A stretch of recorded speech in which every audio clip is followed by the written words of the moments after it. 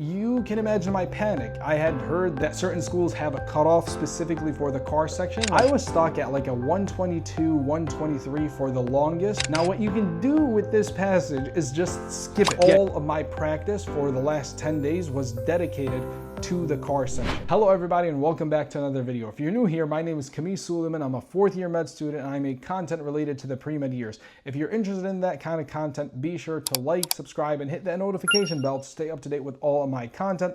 Also, share these videos with your friends. It really helps this small channel grow and I would really appreciate it. Finally, if you would like to support this channel further, check out the links in the description box down below. All right, in this video, we're going to talk about the critical analysis and reasoning skills section of the MCAT, or the infamous CARS section.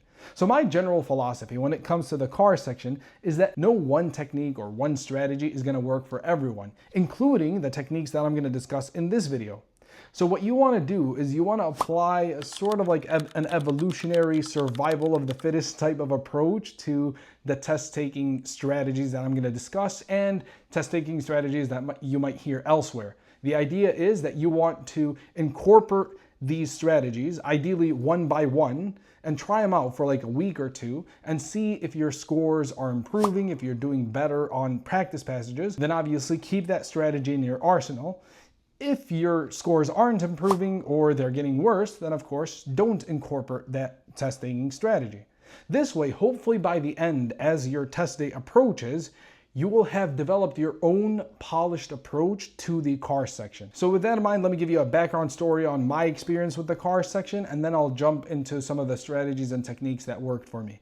So I was stuck at like a 122, 123 for the longest, up until there were only 10 days left till my exam date.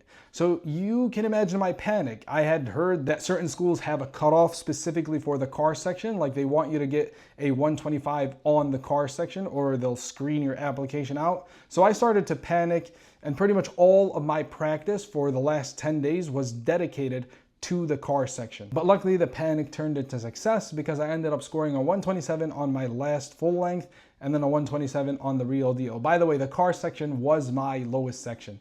All right, now let's start talking about the strategies. The first strategy I wanted to talk about, and I would attribute the majority of my success to this strategy specifically, is that for every paragraph that I would read in a CARS passage, I would jot down like a few words to one sentence, summarizing the main idea or the main point behind that paragraph.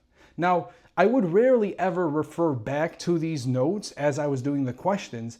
It was more so to lock that main idea in my head than it was to refer back to those notes. Now, one common objection that arises over here is that you're really wasting a lot of time as you're taking these notes. But notice, I intentionally said you're jotting down just a few words to one sentence at max. So as you practice this approach more frequently, it'll only take you like literally 10 to 15 seconds per paragraph. So it actually won't take up too much of your time. The next technique that I think served me really well was that at the end of every passage, so after I'm done with the passage and its associated questions, I would take like a 5 to 10 second pause.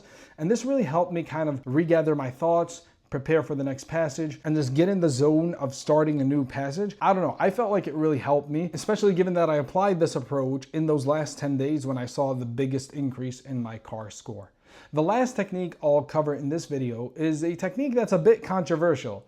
The idea here is that for every single CARS section that you'll encounter, like whether it's on full lengths or the real deal exam, there will be one really difficult passage. Now, they're obviously not going to tell you this is the really difficult one, but as you do more practice exams, you'll start being able to identify which one is the really difficult passage. Now, what you can do with this passage is just skip it. Yeah, you heard me well. You literally just skip that passage.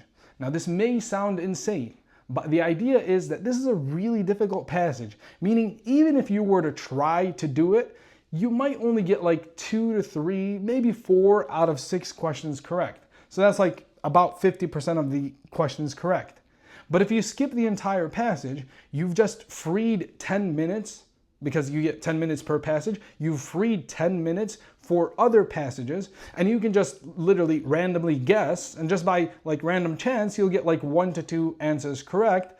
So it's kind of like you're trading off 2 to 3 correct answers for 10 minutes that you can distribute to the easier passages. Now I get it, a lot of people are skeptical about this approach, so maybe try it well before test date and see if it works for you. It worked for me, but you really have to be able to identify that really difficult passage. All right, we're not gonna discuss any more strategies in this video because once again, I want you to be able to apply these strategies, try them over like a 1 to 2 week period, see which ones work, see which ones don't, and I'll probably have more videos on more strategies related to the car section. But I can't emphasize it enough. The most important thing is that you actually do practice passages. Like no matter how many videos you watch about cars testing strategies, if you don't actually get your feet wet and do practice passages day in and day out, you won't see an improvement. All right, if you enjoyed this video, be sure to like, subscribe, and hit the notification bell to stay up to date with all of my content. If you have any questions, leave them in the comment section down below. And if you have any strategies, test taking strategies that you found